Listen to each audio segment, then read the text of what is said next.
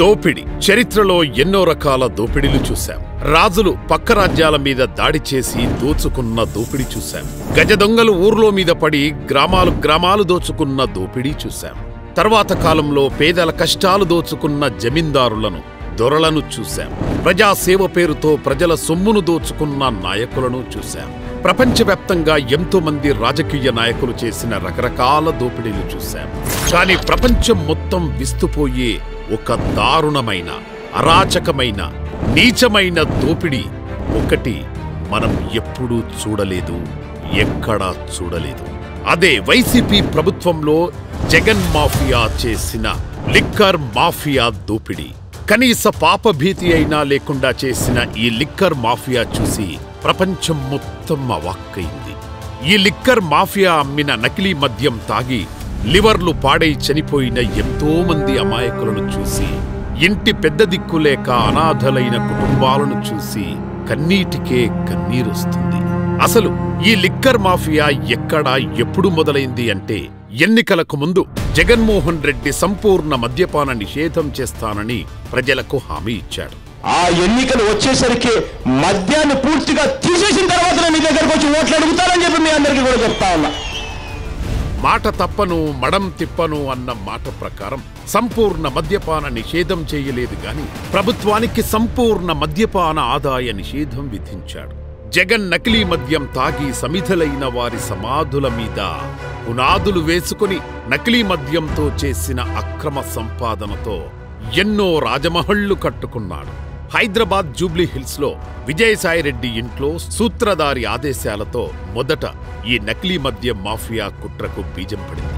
ఇందులో రాజ్ కసిరెడ్డి, అవినాష్ రెడ్డి తండ్రి భాస్కర్ రెడ్డి, విజయభాస్కర్ రెడ్డి తదితరులు పాత్రదారులు.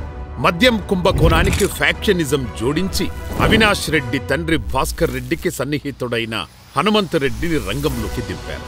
హనుమంత్ రెడ్డి మద్యం కంపెనీ ప్రతినిధులను, డిస్టిలరీ డిస్ట్రిబ్యూటర్లను తుపాకీతో బెదిరించి చాలా కంపెనీలను తన బినామీల పేరు మీద మార్చుకున్నారు. ఈ మొత్తం బెదిరింపులు రాజ్ కసిరెడ్డి, మిథున్ రెడ్డి, అవినాష్ రెడ్డి, విజయసాయిరెడ్డి, చెవిరెడ్డి భాస్కర్ రెడ్డి కనుసన్నల్లో జరిగాయి. వైసీపీ మాఫియా ప్రభుత్వానికి భయపడి భారీగా ముడుపులివ్వడానికి ఒప్పుకున్న కొన్ని కంపెనీల నుండి భారీ ముడుపులు వసూలు చేశారు. 2015లో కిరణ్ కుమార్ రెడ్డి డీకార్డ్ లాజిస్టిక్ కంపెనీని ప్రారంభించాడు. మొదట ఫ్లిప్కార్ట్ సరుకులు డెలివరీ బాధ్యతలు మాత్రమే చేసే ఆ కంపెనీని తర్వాత మద్యం మాఫియా కార్యకలాపాలలోకి ప్రవేశపెట్టారు. ఈ లాజిస్టిక్ కంపెనీ ఇతర సేవల రూపంలో డిస్టిలరీ నుండి ముడుపులు వసూళ్ల కోసం కొన్ని డొల్ల కంపెనీలు సృష్టించారు.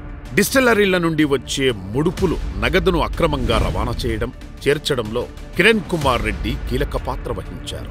రాజశేఖర్ రెడ్డికి చెందిన ఈడీ ఎంటర్టైన్మెంట్ కార్యాలయాన్ని అద్దెకు తీసుకుని ముడుపులు వసూలు కేంద్రంగా మార్చారు. నంద్యాలలో ఎస్పీవై అగ్రో డిస్టిలరీని విజయసాయిరెడ్డి సమీప బంధువైన పెనక రోహిత్ రెడ్డి అల్లుడు శరత్ చంద్రారెడ్డి బెదిరించి సొంతం చేసుకుని ప్రేడెంట్ క్యాంపస్ లిమిటెడ్, శ్రేయాస్ ఇండియాస్ లిమిటెడ్ ద్వారా నిధులు మళ్లించారు. ఈశ్వర్ కిరణ్ కు చెందిన టెక్కార్ ఇన్నోవేషన్, లిక్కర్ ఇన్వెస్ట్మెంట్ ద్వారా ముడుపుల సొమ్మును బదిలీ చేశారు. ఈ ముడుపుల వసూళ్ల లెక్కలన్నీ కూడా ఈశ్వర్ కిరణ్ ద్వారా ఒక ప్రైవేట్ కంపెనీకి అప్పగించారు. ఇలా వసూలు చేసిన ముడుపుల సొమ్మును రాజ్ కసిరెడ్డికి అందజేశారు. రాజ్ కసిరెడ్డి ఇలా వసూలు చేసిన లిక్కర్ మాఫియా డబ్బు మూటలన్నీ అసలు సూత్రధారి రాజమహల్లో నేలమాలిగల్లోకి చేర్చేవాడు. ఇప్పటి వరకు జరిగింది కేవలం లిక్కర్ కంపెనీల నుండి వసూలు చేసిన ముడుపులు 3,300 కోట్లు మాత్రమే.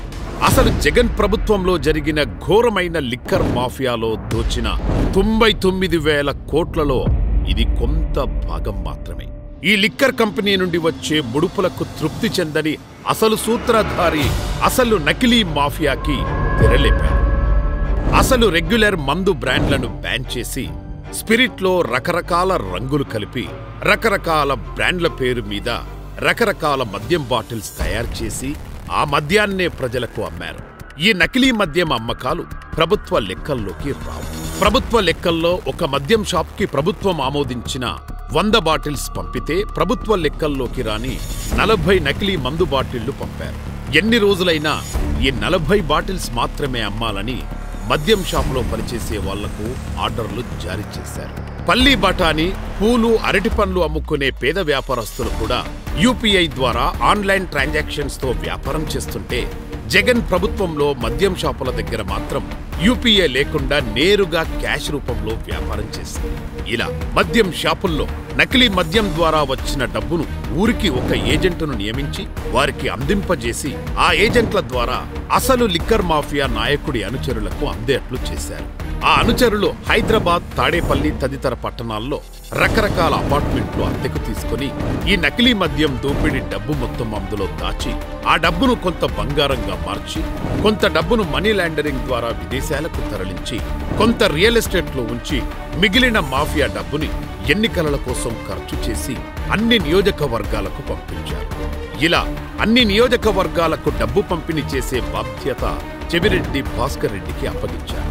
కేవలం తన అధికార దాహం, తన దాహంతో నకిలీ మద్యం ద్వారా 1,00,000 కోట్లకు పైనే సంపాదించాడు ఆ కనికరం లేని కసాయి సూత్రధారి. ఆ స్పిరిట్తో చేసిన నకిలీ మద్యం తాగి 32,800 మంది అతి దారుణంగా మరణించారు. ఈ 32,800 మందిది జరిగినది సహజ మరణం కాదు. జగన్ జే బ్రాండ్స్ అని తన సొంత పరిశ్రమల ద్వారా ఉత్పత్తి చేసిన మందుని ప్రజలకి తెచ్చి ఎక్కువ రేట్లతో అమ్మి ప్రజల ప్రాణాలతో చెలగాటమైన ప్రభుత్వం అండి అది. చాలా మంది ఆ రోజు మహిళలు చూస్తే ఆ ప్రభుత్వంలో అందరూ అసలు భర్తలు తాగుడికి బానిసలై తెచ్చే సంపాదన తేక ఎంతో తల్లడిల్లిపోయారండి. లిక్కర్ మాఫియా ప్రధాన సూత్రధారి చేసిన దారుణ ప్రత్యక్ష హత్య. అంతేకాదు, ఇప్పటికీ నకిలీ మద్యం తాగి 1,00,00,000 మందికి పైగా ఆరోగ్యం చెడిపోయి దారుణమైన దౌర్భాగ్యాన్ని అనుభవిస్తున్న దీనావస్థలో ఉన్నారు. హద్దులు మీరిన ధనదాహంతో నాసిరకం మద్యం అమ్మిన సూత్రధారి చేసిన పాపానికి బలై మరణించిన అమాయక ప్రజలకు నివాళులు అర్పిస్తూ ఆ సైకో సూత్రధారికి సరైన శిక్ష పడాలని, నకిలీ మద్యం ద్వారా దోచిన సొమ్మును రికవరీ చేయాలని కోరుకునే ఎంతో మంది ప్రజలతో పాటు మేము కూడా కోరుకుంటున్నాం.